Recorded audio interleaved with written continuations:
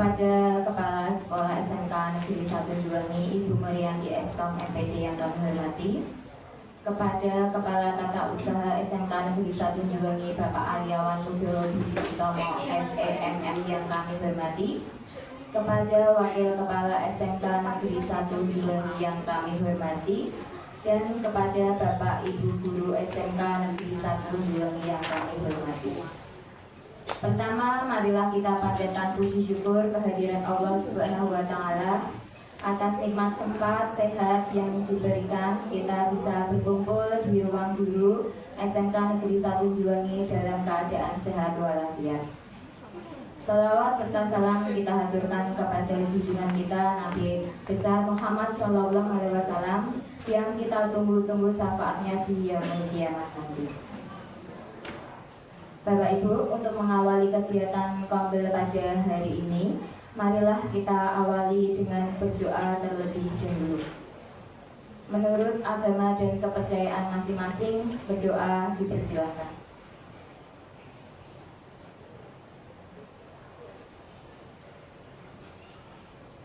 Cukup.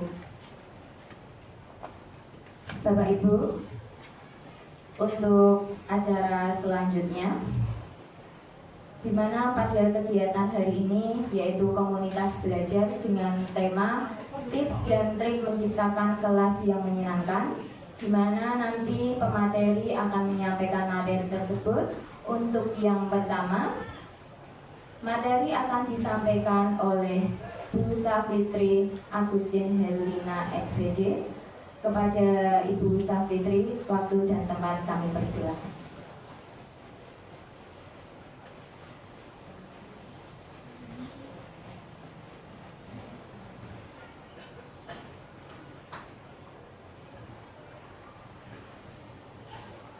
Terima kasih atas waktunya dari moderator Ibu Vivi.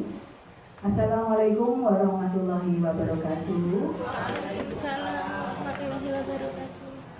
Alhamdulillah, segala puji syukur selalu kita panjatkan kehadirat Allah Subhanahu wa Ta'ala, karena hari ini kita komunitas belajar SMK Negeri 1 Juwangi semakin melesat maju karena kita menguatkan kolaborasi dalam keadaan sehat walafiat di ruang guru pagi ini.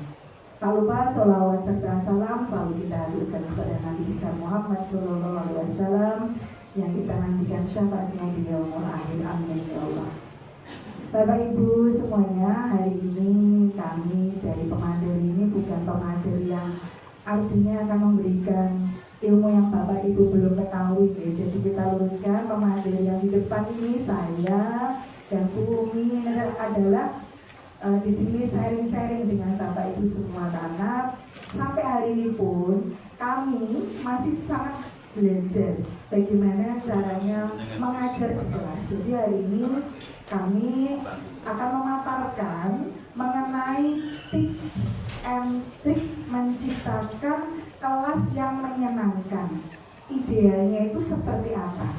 Walaupun kami sendiri sampai hari ini masih terus belajar bagaimana menciptakan kelas yang menyenangkan. Karena itu bukanlah keadaan yang mudah, bukanlah tantangan yang mudah, tetapi wajib untuk selalu kita lakukan. Karena tugas kita sebagai guru memang yang pertama itu adalah mendampingi anak-anak, memberikan pelayanan. Nah itu, karena untuk ASS sendiri kan ada berakhlak, berorientasi pelayanan. Siswa adalah konsumen, kita adalah pelayan mereka. Jadi ya sebagai pelayan kita selalu belajar seperti itu, ya. Jadi di sini kami adalah berbagi, sharing dengan teman-teman semuanya. Nah ini paradigma yang apa itu? Bukan paradigma, ini adalah pola pikir anak-anak yang saat ini mungkin Bapak Ibu sering temui. Kelas napa boten? Bapak Ibu pernah bertanya enggak sama anak-anak, kelas yang menyenangkan itu yang seperti apa toh, Cak? Banyak kosongnya. Ya, jam kosong. Miris boten? Miris. Anak-anak punya pendapat, punya tinemu, punya hal yang dia pikirkan bahwa ternyata mindset mereka kelas yang menyenangkan itu ya kelas yang kosong. Anak-anak bebas berekspresi, anak-anak itu bebas untuk melakukan hal yang dia sukai tanpa kita atur-atur. Nah, ini sebenarnya sesuatu yang berbahaya.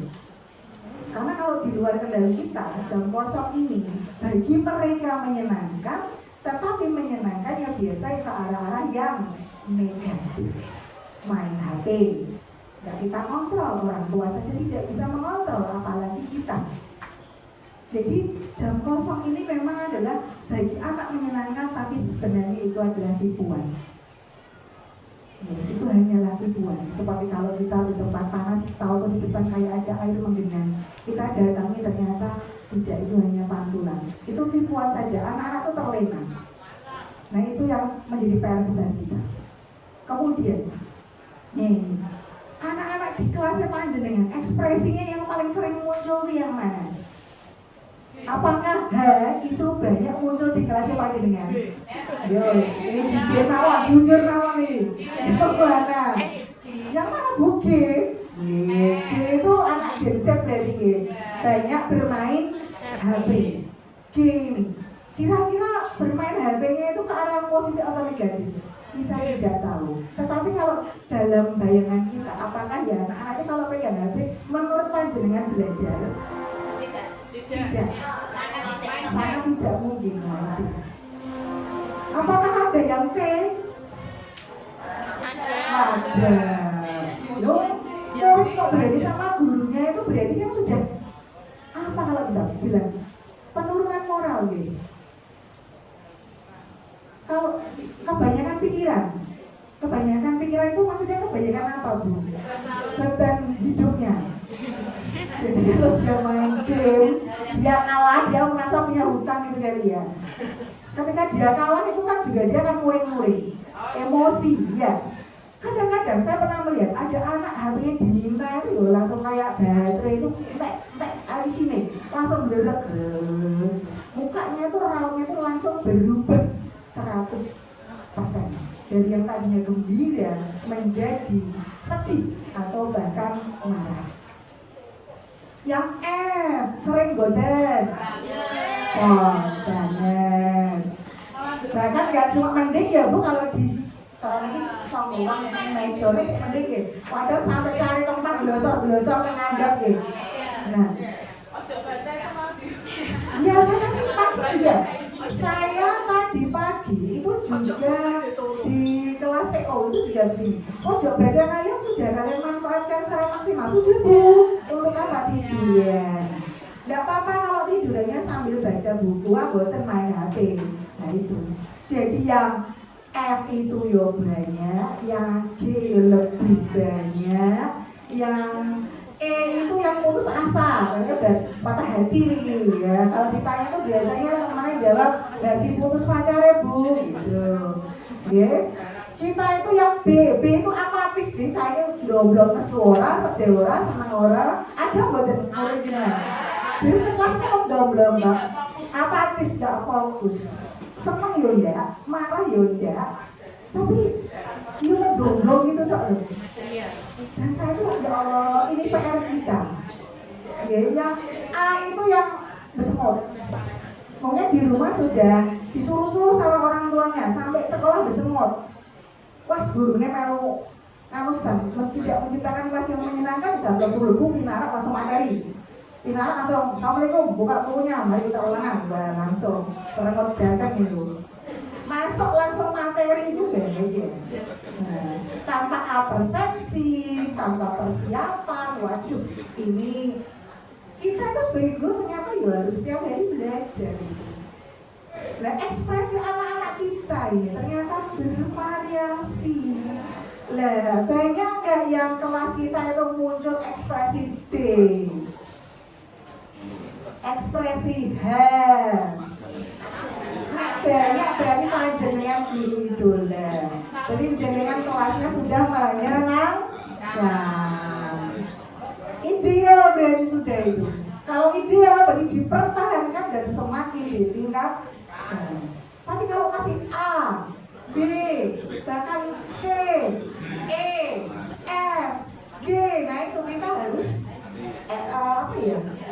Mungkin kita juga tidak boleh menyalahkan anak 100%. Refleksi diri kita. Nah, refleksi diri kita. Saya juga setiap hari refleksi, oh kenapa ya nggak tak ulangi kok udah senang. Ya saya itu metani sebenarnya, apa sih kelemahan saya? Oh ternyata saya hari ini kurang persiapan.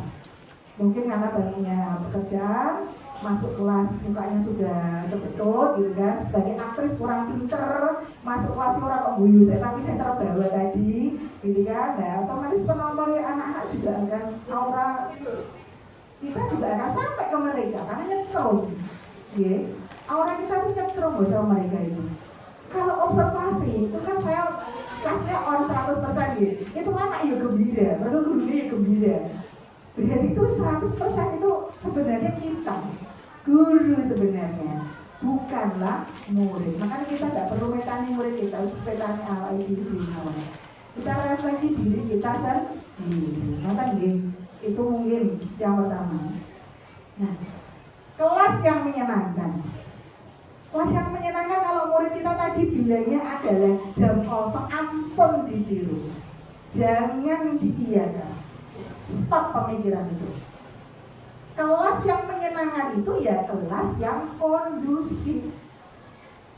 Kelas yang memiliki suasana belajar kondusif, menarik, dan memberikan manfaat bagi siswa kita. Kalau belum kondusif, ya kita jauh dari kata pengen menyenangkan. Kalau nggak menarik, ya gurunya boten wedaan, boten lipstikan, boten menarik, ya nanti muridnya ya lihat artisnya juga enggak gitu kan. Kita nggak wangi itu kan juga mengganggu. Ya. Kemudian bermanfaat, ya ilmu kita, materi kita ya harus bermanfaat. Nah, ciri kelas yang menyenangkan itu seperti apa? Siswanya merasa santai, rileks, ya. Tidak takut atau terancam, nah, langsung diting-ting. Yeah, terancam mereka nanti. Terus siswa itu merasa dilibatkan. Makanya jenengan kudu hafal nama anaknya, jangan mas tok, mas mbak gitu nggak boleh. Nggak boleh. Mas Warno gitu, Mbak Vita, Mas Lancar, gitu kita harus kalau bisa itu kita hafal sama nama mereka. Yeah. Kemudian minat belajar siswa meningkat. Nah itu adalah ciri-cirinya. Harus santai, rileks, anaknya itu tidak tertekan, tidak terancam, kemudian dia merasa selalu dilibatkan dan minat belajarnya itu meningkat. Nah, terus bagaimana tips dan triknya? Ini menurut kami, ya, karena sebenarnya banyak sekali gudang ilmu untuk menciptakan kelas yang menyenangkan itu seperti apa. Kita hanya mengambil beberapa saja yang penting-penting. Ya. Yang pertama, menata ruang kelas. Ternyata penataan ruang kelas itu punya pengaruh yang tinggi. Penataan ruang kelas letter U itu bagi saya sebagai guru bahasa itu lebih membantu daripada penataan kelas yang biasa. Kenapa? Ketika saya berada di tengah sebagai center mereka, fasilitator mereka, itu saya lebih bisa melihat keseluruhannya. Nah itu. Tapi kadang-kadang dari kita itu menyenangkan, tapi dari sisi anak kurang menyenangkan. Nah itu juga perlu kita komunikasikan. Maka jalinlah komunikasi yang baik dengan siswa. Komunikasi yang positif ya, apa yang negatif. Kita tuh sekarang kan nggak boleh ngomong tidak, jangan, atau mengancam. Positif, berikan mereka kalimat-kalimat afirmasi. Ya. Kemudian selalu moving di kelas saat mengajar. Maaf, tadi sebenarnya saya rencananya mau moving, tapi karena kalau digondeli kabel, jadi ya saya tidak bisa moving. Karena memberikan contoh, jadi moving itu yang bagaimana? Jadi kalau kita mengajar itu apa hanya duduk di depan kayak patung mercon itu, jangan. Jadi kita itu ya harus mendekat kepada siswa, kita bertanya kesulitan apa yang mereka alami, kemudian apa yang mereka rasakan, itu selalu moving. Jadi nggak ada waktu kita itu untuk duduk kalau mengajar itu. Kita harus selalu berputar, melihat keadaan dari siswa kita. Kemudian metode mengajar yang bervariasi, sudah banyak sekali, ada PJT, ada PTL, kemudian ada metode yang diskusi, ada yang disambung ceramah, ada yang role play. Untuk bahasa itu role play itu paling menyenangkan, jadi praktek langsung gitu. Itu metode mengajar yang bervariasi itu perlu. Berarti kan kita harus belajar seperti apa tuh yang Ini bervariasi. nanti 1 jam penuh. Sekali lagi kita Bapak, kita yang menjadi aktor di sini, kita dalamnya, kita sutradaranya. Media pembelajaran yang menarik. Media kita sudah menarik belum? Anak itu kalau dikasih YouTube itu belum tentu senang loh. Saya itu udah pernah memberikan YouTube ya, anaknya itu ya kuotanya nggak kuat bu kalau buat YouTube. Alasannya ya macam-macam. Kita kasih media apa? Kita coba jadi setiap kelas punya karakter masing-masing. Ada yang suka diputarkan video, ada yang nggak suka. Pakaian saya. Ada yang suka games atau permainan, ada yang nggak suka. Saya dulu di kelas TO itu saya kasih kuisis, saya senang. Ternyata karena karakter anaknya memang senang games. Jadi kalau dikasih kuis itu dia merasa tertahan berlomba-lomba untuk jadi juara satu. Sekarang yang Tapi kalau dikasih variatif itu YouTube macam-macam. itu nggak suka. Karena mungkin cowok nih. Sekarang Tapi kalau cewek itu dikasih YouTube suka. Itu udah zaman dulu. Video-video itu suka. Jadi memang karakter-karakter di kelas kita itu Kayak di media. harus kita sesuaikan. Media apa yang cocok bagi Macam-macam. amunisi kita itu harus banyak. Stok kita itu harus banyak. Kemudian yang lain adalah persiapan matang sebelum mengajar. Nah ini core-nya. Mereka buka stand arah. Core-nya ini. Persiapan Belajar, matang. kok esok seneng mas. Sebelum Kangen atau kita itu mengajar, juga.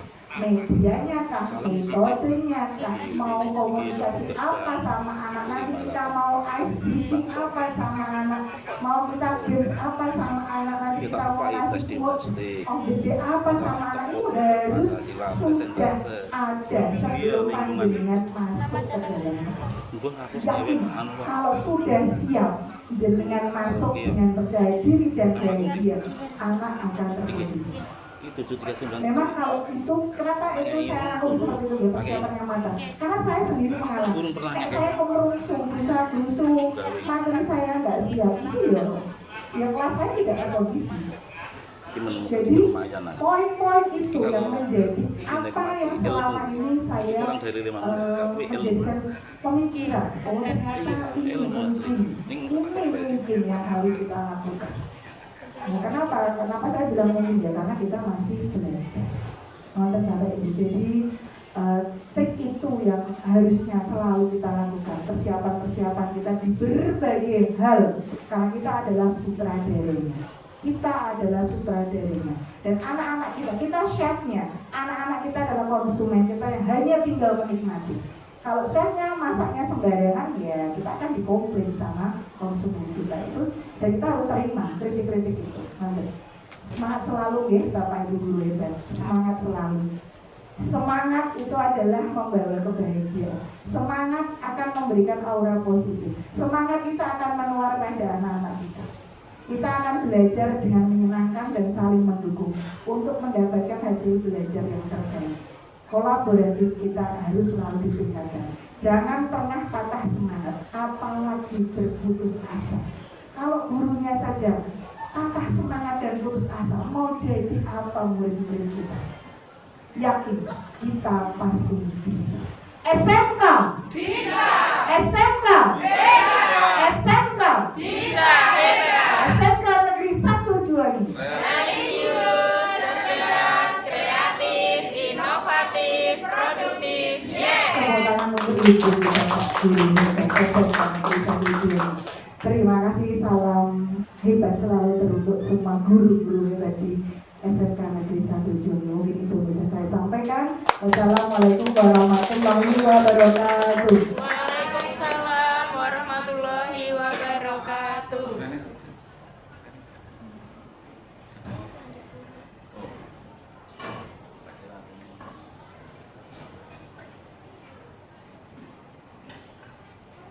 Terima kasih kepada Bu Safitri atas penyampaian materinya, sangat luar biasa sekali. Semoga kita bisa mengimplementasikannya pada pembelajaran. Yang selanjutnya penyampaian materi oleh Ibu Umi Kulsum SPG. Kepada Ibu Umi kami persilahkan. Terima kasih untuk Ibu. Assalamualaikum warahmatullahi wabarakatuh. Waalaikumsalam warahmatullahi wabarakatuh. Terima kasih untuk Bapak Ibu untuk kesempatan yang diberikan kepada saya. Sebenarnya saya berada di depan di sini kurang pede Bapak Ibu.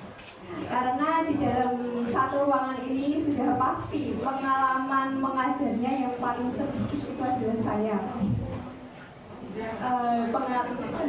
Benar Ibu, kan paling kecil sendiri ya. Jadi pengalaman mengajarnya juga paling sedikit sendiri. Meskipun demikian, karena ini komunitas belajar kita itu sifatnya sharing nih Bapak Ibu, jadi saya di sini juga sharing tentang pendapat kami. Nanti apabila ada kekurangan bisa Bapak Ibu tambahkan saran maupun pendapat dari Bapak Ibu semua, karena di sini sifatnya sharing tadi. Untuk di sini nanti saya hanya menambahkan beberapa saja yang sudah disampaikan oleh Bu Safitri, karena Bu Safitri tadi penjelasannya juga sudah sangat lengkap menurut saya. Nanti juga bisa ditambahkan oleh Bapak Ibu guru. Nah, sebelum saya menambahkan, di sini ada blok 3 atau tes psikologi. Jadi kemarin kami berlima ke SMK Muhammadiyah 4 Boyolali. Di sana kita mendapat pendampingan dari Balai Besar terkait tindak lanjut dari pelatihan komite pembelajaran. Nah, di sana dari pendampingan tersebut ada psikologi tes. Nah, ini saya ingin menyampaikan psikologi tesnya.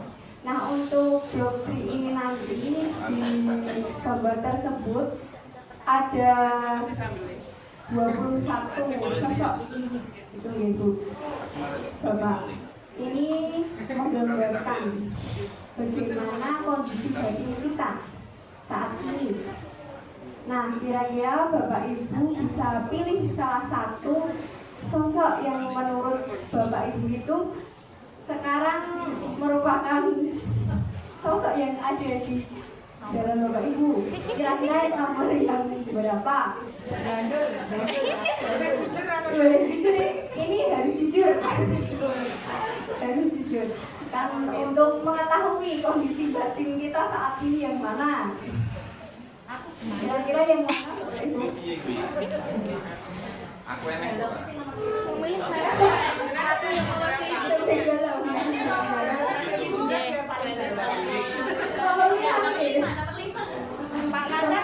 Pak Lancar madepnya munggah. Kayaknya aku sendiri gitu ya. Ada kan juga. Dari atas nomor 7 ya. Yang semantung itu ada nomor 1, nomor 9. Nomor 9. Nomor 1. Pak Lancar, nomor 3 Pak Lancar. Saya. Ini pilihannya berdasarkan apa, Pak? Kondisi untuk perasaan.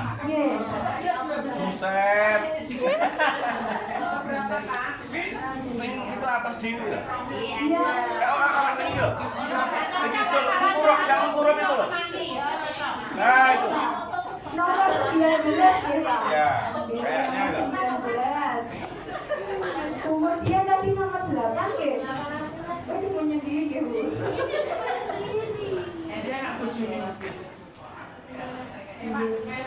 Nomor pintar ini. Bisa kok bisa lebih. 11, 12.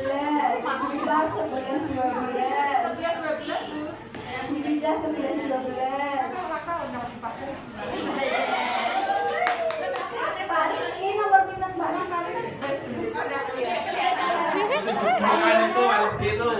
Bayarnya nomor 5.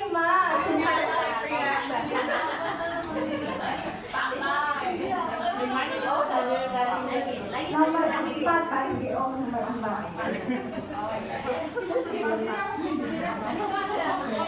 Ada maknanya. Sampun dipilih Bapak Ibu. Sampun pilih Nah Niki untuk maknanya. Nomor 11, 12. Anda orang yang baik hati, yang selalu ada di saat teman-teman membutuhkan Anda.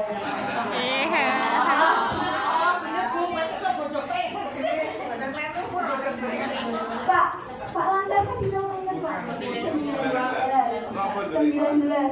sama seperti nomor 11 dan 12.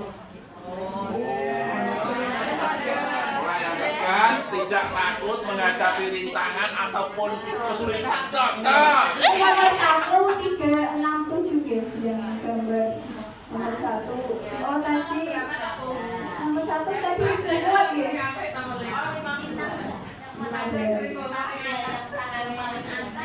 Ini. Oh iya, 15. Bacakan nomor 1 sampai 20. Untuk nomor 1 tadi buat ya Bu, Anda orang yang tegas, tidak takut menghadapi rintangan ataupun kesulitan. 11 kali jiwa kok. Harusnya seperti itu Bu. Enggak, saya itu tadi itu di situ gantung. Saya itu orangnya gantung sama orang. Enggak bisa mandiri sebetulnya dalam Santai, itu kejubulan itu ya ceritanya. Tapi ternyata tidak Bu.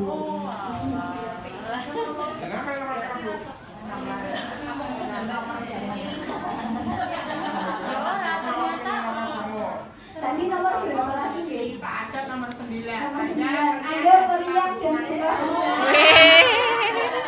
Wah ketok. Seneng ternyata ya. Anda lelah atau menerima secara emosional. Ada kemungkinan Anda sedang menghadapi krisis emosional. Wih, apa wih? Kemerdian.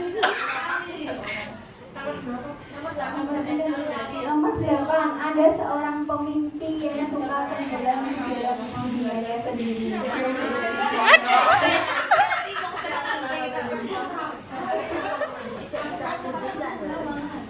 Oh iya tadi nomor 5 yang kecil. Anda sering merasa lelah dan lemah serta hanya punya sedikit energi, tak semangat untuk berjalan. Ini aku wih, ini karena sakit jantung ya. Pak Rifki nomor 4, Anda memiliki kehidupan yang stabil dan ingin mencapai kesuksesan. Wah, cocok.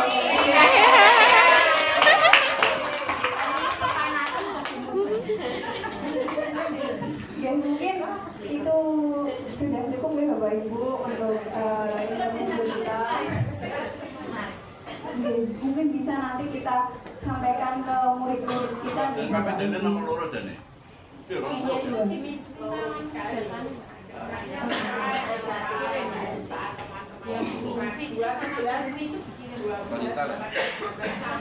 Sama. Jadi saya lanjutkan tadi terkait kelas menyenangkan itu seperti apa. Tadi juga sudah disampaikan oleh Bu Fitri. Mungkin saya hanya menambahkan sedikit. Yang pertama itu lingkungan kelas yang interaktif dan mendukung pembelajaran aktif. Jadi kalau siswa itu di dalam kelas aktif, tidak ada yang asik dengan dunianya sendiri, memperhatikan kita, kemudian juga berpartisipasi dalam pembelajaran itu bisa menjadi salah satu indikator kalau kelas itu menyenangkan. Kemudian yang kedua, siswa merasa nyaman, terlibat dan termotivasi.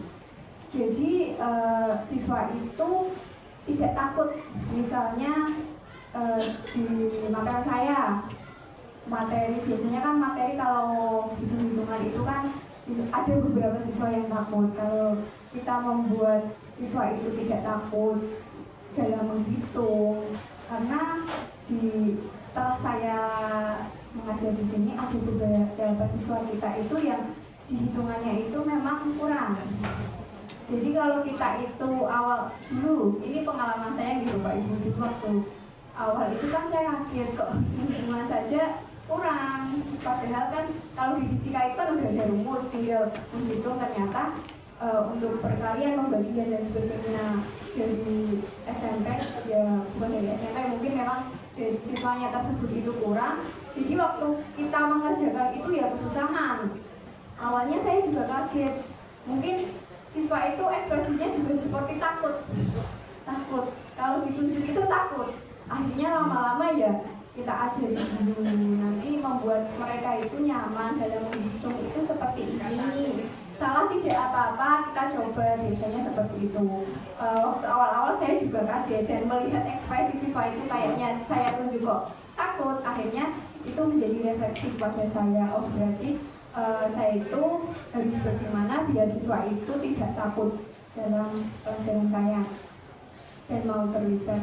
Kemudian yang ketiga, pentingnya menciptakan pengalaman positif dalam belajar. Nah, biasanya kan siswa itu kalau diajak, ini berdasarkan pengalaman juga Bu, Pak, diajak praktikum itu senang, kayak membuat skuter dan sebagainya. Tapi terkadang siswa itu kalau sudah ditanya apa maksudnya dari pembuatan itu sudah malas. Gitu. Jadi itu tantangan buat kita. Kalau misalnya kita menciptakan pengalaman, ya memang itu pengalamannya positif, kita juga harus memberikan makna di dalam pembelajaran tersebut. Nah, kalau 3 indikator itu terlaksana, itu bisa menjadi salah satu agar kalau kelas kita itu sudah menyenangkan. Nah, ini ada tambahan beberapa tips dan trik menciptakan kelas yang menyenangkan. Yang pertama adalah menciptakan lingkungan yang positif. Nah, ini kita harus menjalin hubungan yang baik kepada siswa kita. Kita tahu beberapa siswa kita itu kalau berbahasa itu ada yang kurang bagus di Bapak Ibu. Kadang bahasa-bahasa yang kurang baik itu dilontarkan di depan guru, seperti tidak merasa bersalah gitu. Nah, kalau kita menghadapi dengan emosi juga, nanti kita juga bisa mengeluarkan bahasa yang kurang bagus, itu juga tidak baik, malah hubungannya nanti juga kurang baik. Dulu saya juga pernah menghadapi siswa-siswa yang seperti itu, saya juga ikut emosi, akhirnya ya malah emosi juga di kelas, akhirnya kan kurang kondusif Bapak Ibu. Nah, setelah di ruang guru nanti saya berpikir ngapain tadi saya seperti itu, malah membuat kelas kan kurang kondusif. Jadinya memang kita itu harus banyak bersabar menghadapi murid-murid kita yang seperti itu, karena kan kita tidak tahu latar belakang mereka seperti apa. Kalau mereka emosi, kita balas dengan emosi, ya nanti jadinya kurang bagus. Jadi perbanyak lingkungan positif. Kalau bukan kita yang merubah lingkungan itu, siapa lagi? Karena kan kita tidak tahu apakah mereka itu di rumah mempunyai lingkungan yang mendukung atau tidak. Kemudian yang kedua, menggunakan metode pembelajaran yang aktif. Nah, metode di sini kan banyak. Sekarang tidak hanya ceramah, banyak kita lakukan diskusi biar siswa itu aktif. Kemudian ada permainan, ada game. Apalagi di sini kan siswanya juga suka yang game seperti itu. Sama seperti yang disampaikan oleh Bu Sandri tadi, saya juga pernah menggunakan krisis di kelas busana, itu anaknya juga sangat tertarik. Bahkan ada yang bilang, Bu, besok lagi pakai krisis, karena kan ada peringkatnya. Jadi sistemnya kayak seperti yang kemarin Pak Marwanto, quiz.com itu sama, quiz.com, kemudian kamu itu menjadi sama, nanti ada peringkatnya. Itu kan membuat siswa itu termotivasi. Jadi mereka berlomba-lomba ingin jadi juara yang pertama. Kemudian memberikan penghargaan dan umpan balik. Nah, kegiatan siswa sekecil apapun itu harus kita beri umpan balik ataupun penghargaan. Karena kalau kita memberikan umpan balik kepada siswa meskipun sedikit dengan kata-kata pujian yang kamu hebat, kamu bagus, itu siswa sudah senang, sudah merasa oh ya saya itu dipedulikan oleh guru saya, seperti itu. Selanjutnya, membuat kegiatan pembelajaran yang variatif. Jadi misalnya praktikum, karena kan saya kan makanya IPA biasanya kan di praktikum, meskipun di sini itu tidak ada, sebenarnya ada IPA tapi kan digunakan untuk PPDSM, ya kita membuat praktikum-praktikum yang sederhana yang ada di sekitar kita tentunya. Kemudian role play tadi, selanjutnya ada membuat menggunakan video, tapi kita harus melihat dulu kelasnya seperti apa, apakah karakternya bisa diberikan seperti itu atau tidak. Dan yang terakhir adalah fleksibilitas dan empati. Nah, kita harus fleksibel di dalam kelas itu. Terkadang kita juga harus mendengarkan pendapat murid, ide murid itu seperti apa. Meskipun murid kita kadang bahasanya kurang bagus, tapi terdapat makna-makna tertentu agar kita itu bisa merefleksikan diri. Misalnya, Bu, ini enggak asik kok Bu, pembelajarannya itu kan mungkin mereka menyampaikan bahasanya itu kurang bagus, tapi kan itu refleksi kita, oh berarti pembelajaran kita itu yang seperti ini tidak bisa, jadi kita harus mencari. Intinya kita itu sebagai guru harus selalu mencari, karena setiap tahun juga murid itu berbeda. Pasti kegiatan pembelajaran yang kita sampaikan itu juga harus berbeda, karena karakternya juga berbeda.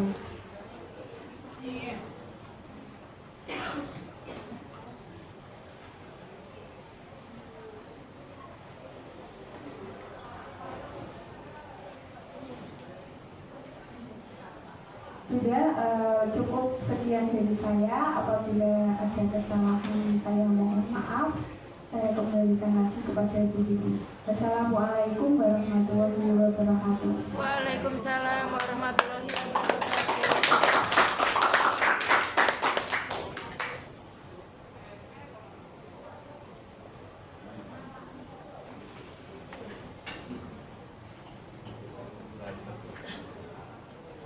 Terima kasih Bu Umi atas penyampaian materinya.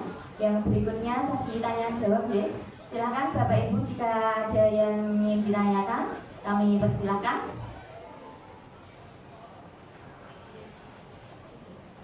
Monggo. Oke.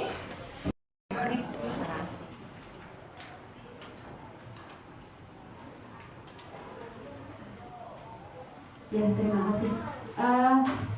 Pemaparan dari Bu Safitri sama Bu Umi tentang tips dan trik menciptakan kelas yang menyenangkan sangat bagus dan baik menurut saya. Dan di sini saya ada pertanyaan juga, ada sedikit pengalaman juga. Kalau selama ini kita ada narasumber di mana narasumbernya itu adalah dari luar, yang dimana belum tahu tentang kondisi sekolah kita. Kalau saat ini kan narasumbernya alhamdulillah dari sini, sehingga sudah tahu kondisi di sekolah kita yang seperti apa, seperti itu. Tip-tip yang diberikan sama Bu Fitri yang ada nomor 1 sampai nomor 6, yang pertama menata ruang kelas dan sebagainya, itu mungkin sudah beberapa guru yang sudah melakukan dan melaksanakan, dan apa yang disampaikan sama Bu Umi itu juga sudah ada beberapa guru, bahkan mungkin semua guru itu sudah melakukan. Tapi pada kenyataannya kita melihat siswa, betul yang disampaikan Bu Safitri tadi, bahwa siswa itu kalau ditanya pasti pengennya kosong dan kosong. Dan tadi disampaikan kita mengajarnya di kelas itu yang asik, yang menyenangkan. Tapi pada kondisi yang kita hadapi saat ini, mungkin tadi narasumbernya Bu Safitri sama Bu Umi juga merasakan saat di kelas kita sudah melakukan trik-trik seperti itu. Tapi tetap masih ada beberapa anak di situ masih ngeyel. Dalam artian memang susah diatur Pak gitu. Nah, bagaimana cara mengatasi supaya anak itu sedikit nganut? Kalau dari pengalaman saya, kalau saya selalu ngikuti anak itu dengan lemah atau lembek, itu si anak itu tidak akan merasa jerah, atau dimana dia akan selalu mengulangi. Tapi mungkin trik saya di sini adalah salah, karena agak tadi yang disampaikan Bu Umi nomor berapa tadi, nomor 1 tegas itu Bu. Mungkin menurut anak itu bukan tegas tapi galak, dan teman-teman juga kadang menganggap saya galak. Tapi dengan kegalakan itu atau ketegasan itu ternyata trik di kelas itu bisa mempan. dalam artian anak-anak itu nggak tahu itu takut atau enggak, tapi saat diajar itu diam dan mengikuti. Nah, padahal menurut itu kan tadi salah ya, karena kita mengajar itu harus asik dan sebagainya. Tapi bagaimana kita melihat si anak itu sebetulnya takut atau memang dia itu menghargai kita, seperti itu Bu. Terima kasih.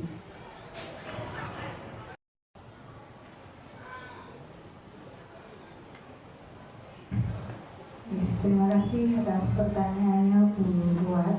Pertanyaannya luar biasa, tapi jawabannya ya ekstra, berpikir luar biasa. PR nih gitu, butuh panjenengan tahu ya. Saya rasa semuanya yang di SMK kita PR-nya hampir sama. Memang anak itu nggak bisa kita salahkan ya, karena sekali lagi kita chefnya, kita peramunya, mereka hanya konsumen. Kalau misalnya dalam bahasa pendidikan itu saya, misal anak kok bilang gurunya galak gitu, itu sebenarnya mungkin anaknya nggak paham, itu gurunya tegas. Kita kan ada yang namanya kesepakatan kelas. Kesepakatan kelas dibuat itu di awal. Kalau panjenengan membuat kesepakatan kelas di awal, otomatis itu sebagai senjata kita untuk selalu mengingatkan. Meskipun cara mengingatkan kita itu kadang-kadang bagi telinga anak itu terkesan memarahi, terkesan galak. Tetapi kita sebenarnya sudah pada jalurnya Bu ataupun Bapak Ibu yang lain. Ketika kita melihat kondisi kelas kita itu tidak kondusif karena 1, 2, 3 anak, yang tentunya anak-anaknya adalah anak-anak yang khusus gitu. Kan kita itu selalu di kelas pasti ada anak istimewa. Kalau anak yang lain saja kondusif memperhatikan, dan anak ini ada 1 atau 2 yang istimewa, itu memang sudah kewajiban kita untuk memberikan peringatan kepada mereka lewat kesepakatan kelas yang tadi kita sampaikan di awal. Saya ini Bu Nunung ketika menyampaikan, ini nek aku untuk galak kok anaknya malu. Jadi menghargai apa wedi ngoten to.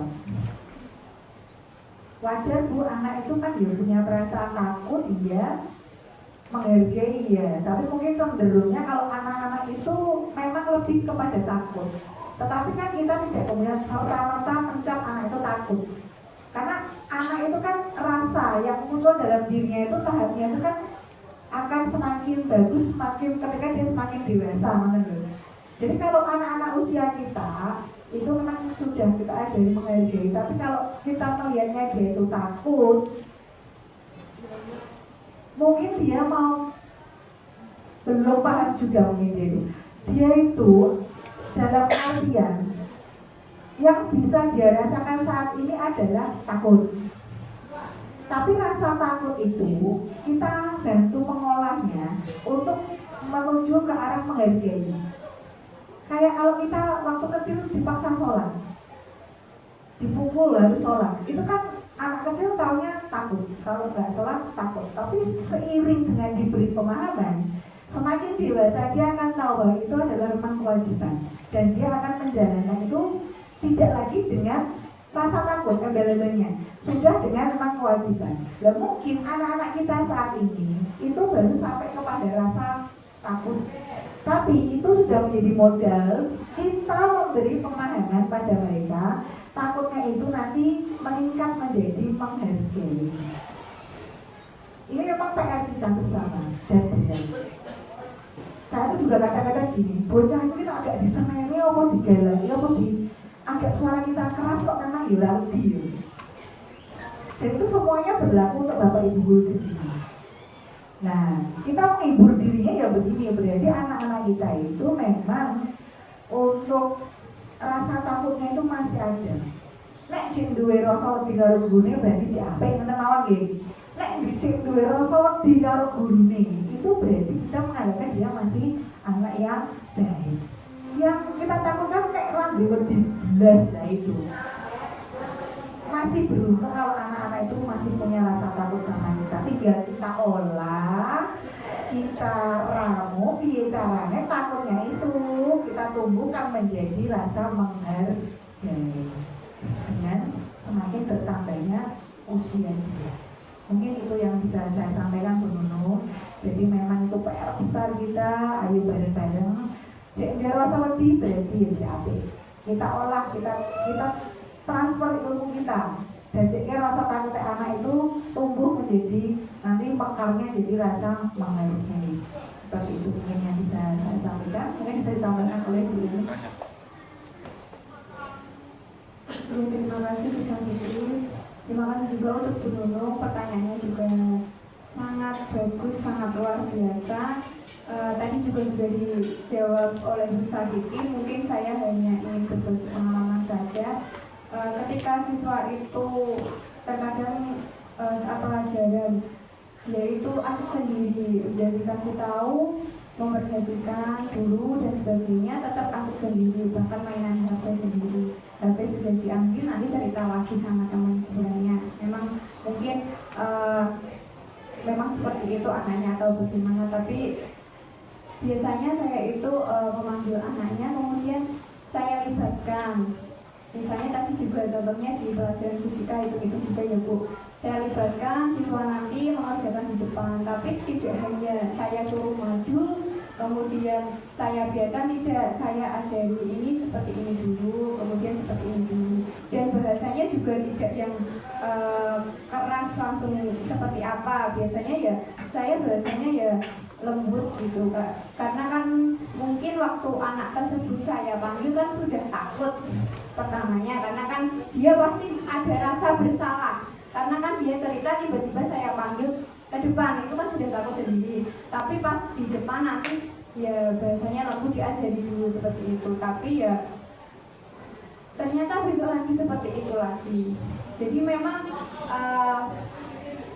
kita itu ya harus cari terus bagaimana caranya. Mungkin Bapak Ibu yang lain punya caranya, ya di sini kita sharing sedikit Bapak Ibu. Jadi seperti itu.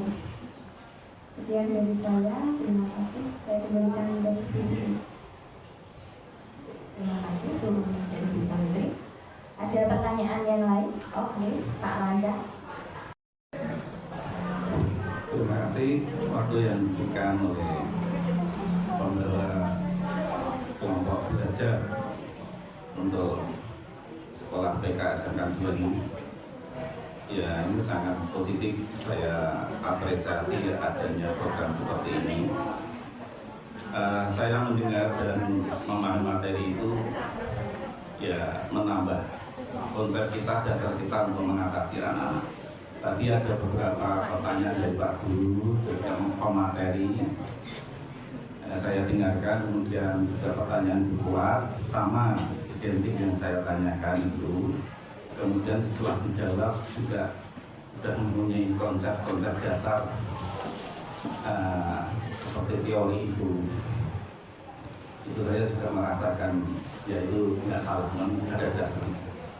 Cuma nanti juga aku ingin menceritakan sedikit pengalaman dan mungkin harapan ke depan. Itu memang luar biasa anak kita, betul luar biasa. Bapak Ibu sudah berusaha. Saya juga kadang-kadang di kelas itu berpikir bagaimana ya untuk mengajar anak bisa diterima anak, dan saya merasa puas dengan kebatinan saya.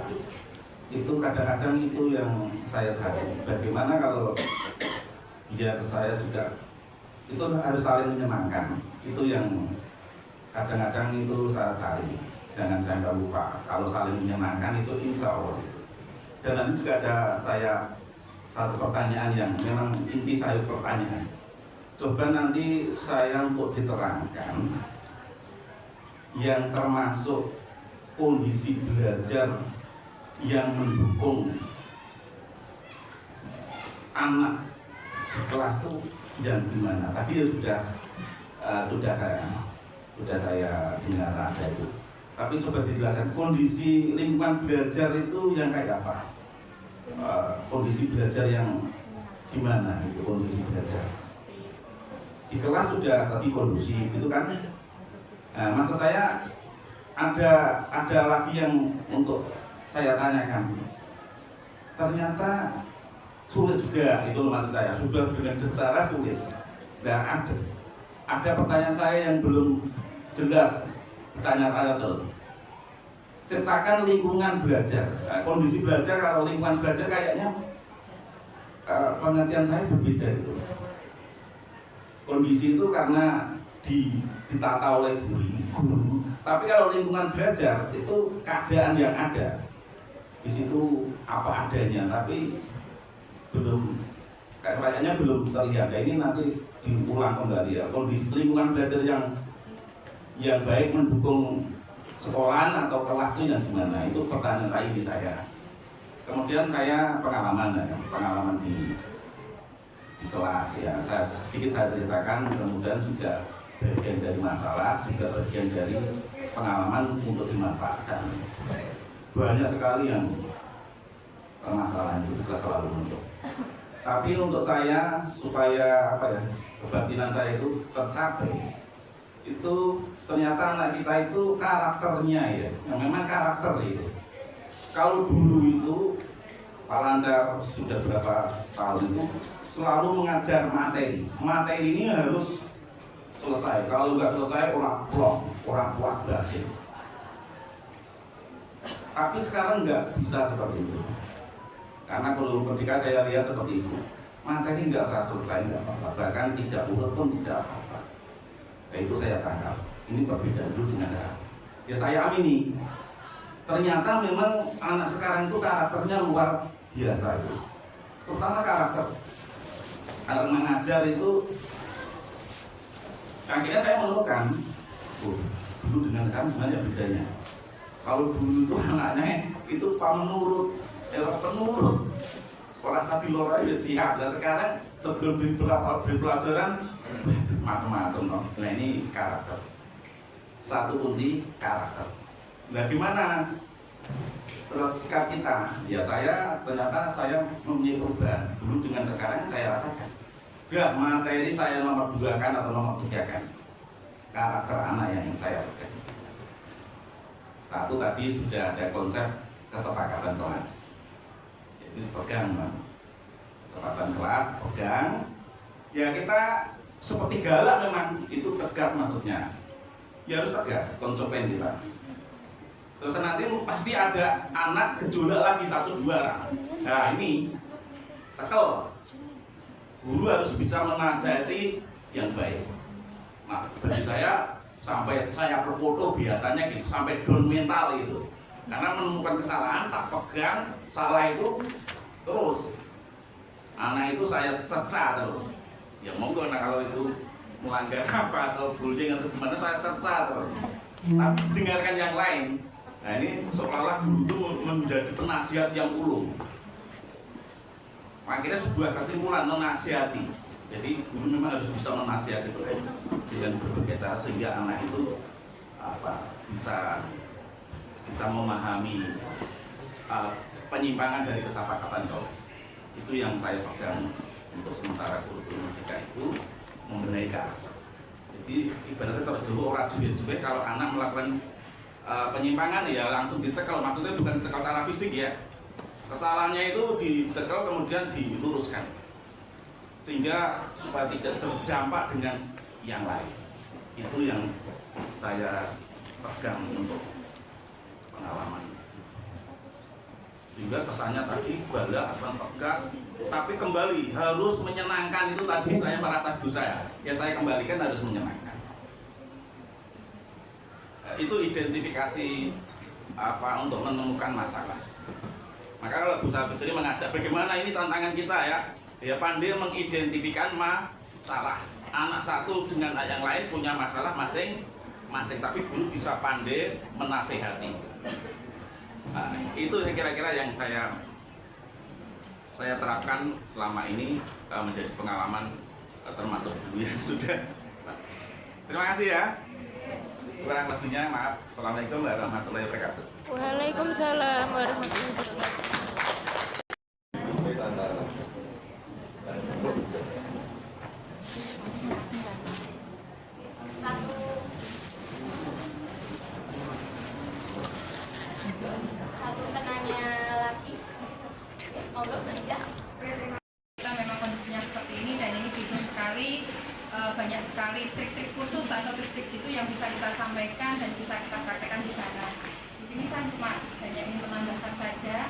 Jadi trik-trik itu juga perlu kita perhatikan dari kondisi kejiwaan dari guru masing-masing itu juga penting, itu sangat penting. Jadi ketika kita mendapatkan banyak sekali sana tugas tambahan mungkin, kemudian banyak sekali istilahnya pekerjaan yang dalam saat itu juga harus diselesaikan bersama, mungkin bisa kita praktekkan. Salah satunya adalah metode untuk teknik stop, di mana kita posisi dalam saat itu kita diam sejenak, mungkin kita bisa mendengarkan musik secara rileks seperti itu. Kemudian kita belajar untuk bisa tarik nafas, kemudian buang nafas. Kemudian setelah itu kita bisa melakukan refleksi pada diri kita. Dari pembelajaran yang kita laksanakan tentunya awal kita juga sudah mengalami istilahnya kita melakukan tes diagnostik, kemudian kita juga sudah melakukan pemetaan kebutuhan belajar siswa, termasuk gaya belajar dan lain sebagainya. Nah, ini pentingnya Bapak Ibu guru mengenali karakteristik siswa di dalam kelas, bagaimana kita bisa menerapkan pembelajaran yang berdiferensiasi, di mana kita bisa melakukan pembelajaran dalam proses, kemudian konten, kemudian proses yang dihasilkan siswa. Tentunya di sini karena sangat berbeda karakternya, itu juga bisa kita bedakan apa yang menjadi tugas dari siswa. Mungkin di sini nanti siswa tidak akan merasa takut bahwa siswa itu ya mampuku seperti ini, jadi saya membuatnya seperti ini sesuai dengan bakat dan minat saya itu seperti ini. Kemudian yang kedua, ketika Bapak Ibu guru mengambil suatu keputusan, hendaklah kita juga bisa berkaca pada 4 paradigma dan 3 prinsip yang di sini termasuk nanti apakah ketika anak nanti minta pembelajarannya seperti ini Bu, itu merupakan rujukan moral atau dilema etika menurut Bapak Ibu itu juga perlu dicermati. Kalau dilema etika itu selama itu tidak melanggar aturan, kalau dilema etika itu kan benar melawan benar. Jadi anak memang pengen pembelajaran yang benar, tapi guru juga pengen menyampaikan materi secara benar. Di sini kan juga perlawanan, guys. Kadang anak pengennya santai, tapi kita juga pengennya sesuai dengan pembelajaran kita dan alurnya lah seperti itu. Nah, ini sangat juga perlu dicermati. Kemudian dari yang saya lihat, kita itu masih lebih fokus dari kekurangan dan kelemahan kita. Kita itu belum sering mengutarakan kekuatan anak-anak kita. Termasuk anak nakal, dia tidak mungkin tidak sukses. Anak nakal itu bisa nanti jadi tentara, jadi polisi, nanti dia lebih sukses di antara kita. Itu termasuk yang ini saya alami. Termasuk di antara saya termasuk anak nakal di zaman saya waktu SMA. Jadi waktu SMA itu kenakalan saya itu kaitannya dengan teman-teman. Itu adalah bukan karena kita hal negatif yang sekiranya berbau yang tidak enak, itu enggak. Cuma hanya karena kita itu orang desa, kita mau lihat namanya bioskop. Sekolah kita ada di Karanggede. Jadi satu kelas itu saya ajak, kebetulan saya ketua kelas tak ajak bolos nih Salatiga nonton bioskop. Nah, itu merupakan kesalahan fatal waktu SMA yang saya lakukan. Tapi ternyata guru-guru juga tidak menjustis anak itu tidak bisa sukses. Ternyata dalam satu kelas itu dari alumni itu juga ada yang jadi pelaut, ada yang jadi bidan, jadi punya CV dan lain sebagainya. Setelah kita kumpul, ternyata memang anak-anak itu unik dan mereka memiliki karakteristik yang berbeda. Yang ini yang sangat penting kita kawal lagi. Kemudian yang selanjutnya, kita jangan sampai lupa lingkungan sekolah kita itu memiliki aset yang sangat luar biasa. SDM guru kita itu sebenarnya kalau saya lihat dari presentasi itu luar biasa. Dengan sharing ini nanti, jadi ketika kita mendapatkan permasalahan, kita dapat menyelesaikan permasalahan tersebut. Selanjutnya kita juga harus berkaca bahwasanya ketika kita itu memiliki kekuatan power seorang guru itu adalah tadi yang disampaikan Bu Fitri, kepercayaan dalam diri.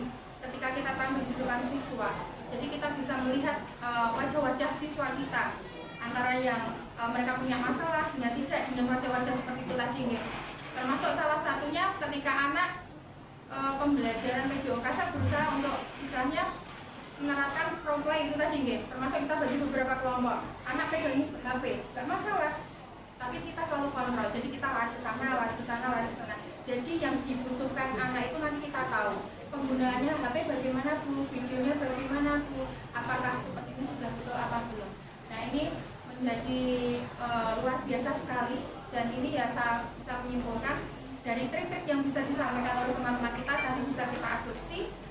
Jadi saya mohon untuk Bapak Ibu lebih sekarang itu lebih dibalik, kita jangan melihat anak kalau TO itu apa sih rambut Bu, coba kita balik, anak TO itu bagaimana ya. Saya membayangkan kok besok itu masuk semua seperti itu kan. Jadi tidak ya, afirmasinya itu harus kita ubah. Dengan demikian insya Allah apa ya kita pelajari hari ini sangat bermakna, dan terima kasih untuk Bu Indi dan Bu Safitri yang moderatornya ini bisa menambah referensi saya juga untuk saya kira itu. Terima kasih. Assalamualaikum warahmatullahi wabarakatuh. Waalaikumsalam warahmatullahi wabarakatuh.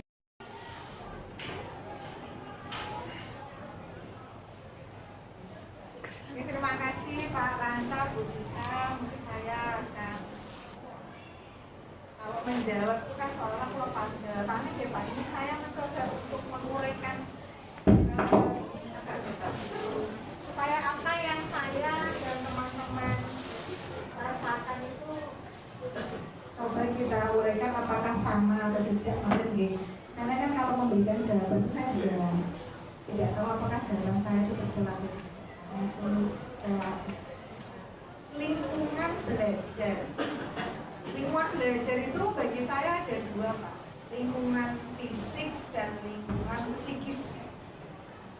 Lingkungan itu kan tempat, ekosistem ya kalau dalam bahasa IPA gitu. Itu tersusun dari fisik, ada orangnya, ada tumbuhannya, ada hewannya, ada benda-benda yang ada di dalamnya. Itu lingkungan fisik. Kalau di kelas di sekolah ya lingkungan fisiknya berarti ya kelas, ruang kelas, bapak ibu guru, murid, meja kursi, papan, dan sebagainya yang ada di situ, yang fisik yang bisa terlihat. Kalau fisik, insya Allah sekolah kita secara fisik masih jauh lebih baik daripada yang di luar Jawa. Ini masih harus sangat bersyukur nih. Lingkungan fisik sudah sangat mendukung. Nah ini lingkungan psikisnya, psikologinya, emosinya, emosionalnya ini yang PR kita Pak. Kalau misalnya saya nggak kebagian LCD itu memang ya fisik ya, tapi kan ya bisa diganti dengan tren yang lain, rencana yang lain, jadi tidak masalah. Tapi yang masalah dari lingkungan fisiknya, psikisnya. Sosial emosional guru seperti yang bisa sampaikan sudah penting. Karena guru itu aktornya, artisnya. Aktornya, kalau artisnya yang menarik tentu yang nonton juga senang ya Pak Lancar. Anak-anak itu kalau diajar Pak Lancar itu senang. Kalau saya pernah bertanya kok guru favorit ini siapa toh Cak? Ada orang guru favorit itu sebenarnya siapa? Pak Lancar. Lariannya Pak Lancar sopo nanti saya tak belajar. Pak Ageng. Terus saya melihat si Ageng karo Pak Lancar itu kelebihannya apa toh? Jadi aku kudu niru senengi Cak Peko, bener toh?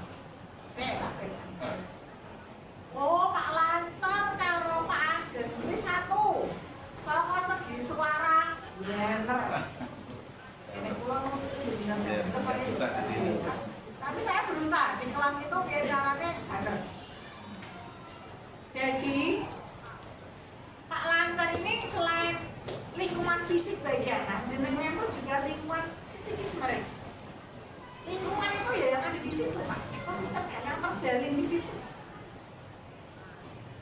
Berarti psikisnya atau mungkin sosial emosional yang jadi kan nyambung sama anak-anak. Anak-anak itu welcome. Itu yang susah. Nah, bagaimana membangun sosok Pak Lancar biar bisa diterima oleh anak-anak itu Pak Lancar yang tahu. Tapi kalau kita melihat dari jauh, satu, suara Pak Lancar itu keras. Dua, Pak Lancar itu atraktif, untung terus mulai. Orang lenggah ngarep-ngarep patung mencong. Saya yang dia berdiri ya, tepuk tangan ya, apa itu moving kayak tadi saya sampaikan. Jadi ada ada interaksi yang atraktif di sini. Ada kemampuan-kemampuan secara psikis yang diberikan oleh Pak Lancar. Ada persiapan.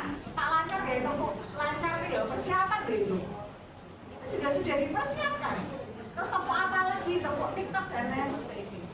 Itu adalah lingkungan yang paling jenengan ciptakan. Sebenarnya lingkungan sama kondisi itu hampir sama kok.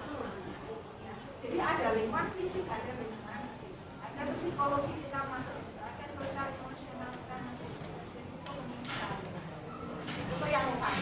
Pak aku juga begitu. Yang ini kan ada kan ya itu harus bisa menarik perhatian. Nah itu kadang kalau kita sudah lemah, letih, lesu pada posisi boprinya itu nomor 5, kita jangan masuk 11 TO papat, kita jangan yang siap